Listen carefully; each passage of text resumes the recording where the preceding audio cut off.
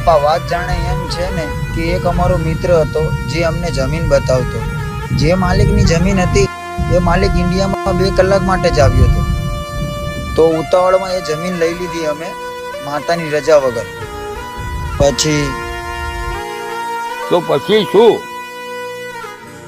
પછી એમાં એવું છે ને પપ્પા કે આપણે જે જગ્યા રાખી હતી ને એ જગ્યામાં જ કામ ચાલુ કર્યું, અને જેવું કામ કરું ને એવું કંઈક ને કંઈક વિઘ્ન આવે, અને કોઈ માણસો ટકતા નથી પપ્પા.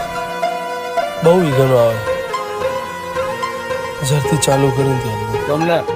તમને ના નહોતી પાડી કે માતાજીના દોઢ લીધા સિવાય કોઈ કામ કરતા નહીં, બધા તમે કર્યું.